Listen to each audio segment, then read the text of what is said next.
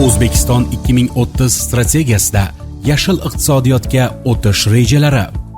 Prezidentning O'zbekiston 2030 strategiyasini atrof muhitni asrash va yashil iqtisodiyot yilida amalga oshirishga oid davlat dasturi jamoatchilik muhokamasiga qo'yildi.